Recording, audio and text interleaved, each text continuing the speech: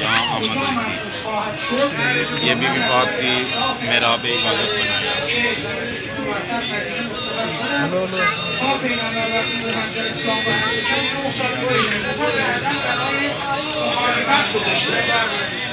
مشرکین رو کمک کردن در مخالفت با اسلام کردن.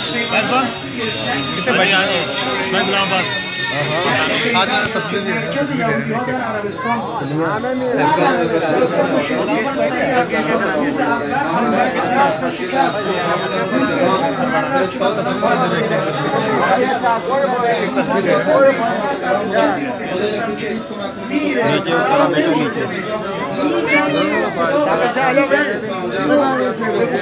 نصیب میکنه که از منطقه آمد شریشید که در قدرت یهودی‌ها با 1% را کند و باعث پیروزی این همون امیرالمومنین بود. با این قدرت و توان در ادامه خواهیم دید که بعد از پیغمبر چه بلایی به خانواده‌اش آوردن.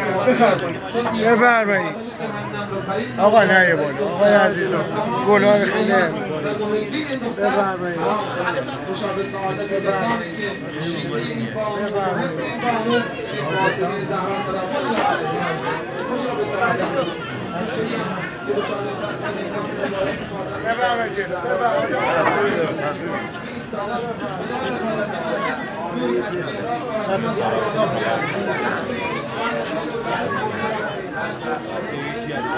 صحنه‌ای که مشاهده می‌فرمایید نمادی از قلعه‌های مستحکم خیبر بعد از اینکه خبر توطئه یهودیان خیبر به پیامبر رسید، پیامبر تصمیم گرفت که یهودیان خیبر رو سرکوب کنند، لشکری را آماده کردند و هاشون به قلعه‌ها کردند.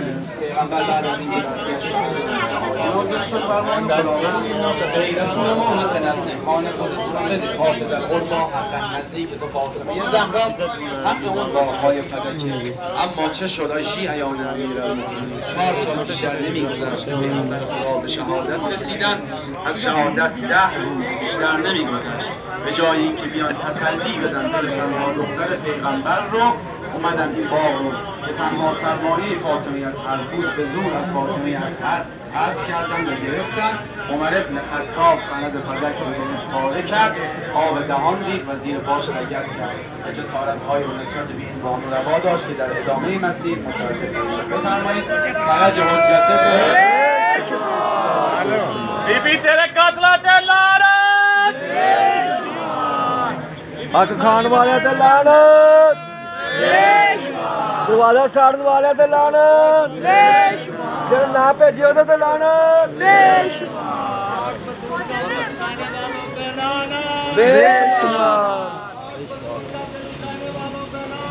बेशुमार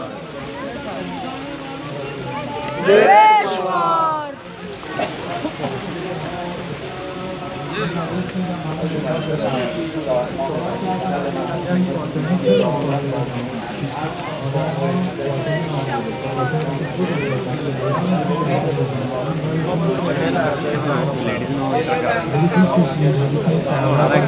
बंदा व्यक्ति रह जाना بفرمایید جلوتر میخواید خارج شید یا علی پیامبر خدا با اصحابش حاجت الوداع را انجام دادن به این منطقه رسیدن. قدیر خم ای پیامبر اون خبر مهم رو به مردم برسون که اگر نرسونی رسالتت کامل نشده. خبر مهم هممون میدونیم خبر ولایت و جانشینی مولا علی بود. من کنت مولا فهذا علی مولا. احسن. شمس جمال امیرالمومنین. یه صلوات دیگه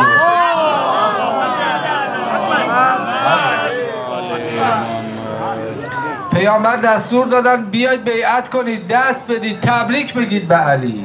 چه روز قشنگی بود. تا 3 روز اونجا بودند و اومدن بیعت کردن به مولا علی. اما یه عده منافق ناراحتن از این جریان، علی رو کنار زدن. امیرالمومنین در حالی که داشتن بدن پیامبر رو غسل میدادن، اینها از فرصت سوء استفاده کردند و حکومت رو به دست.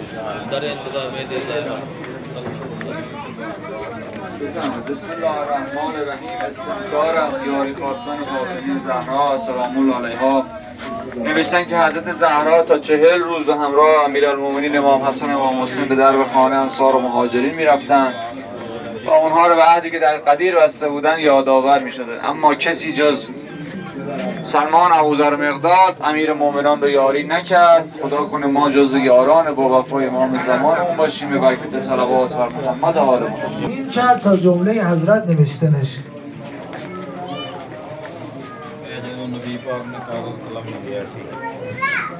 उस टाइम का ये नक्शा बनाया उन्होंने मतलब उन्होंने किया कि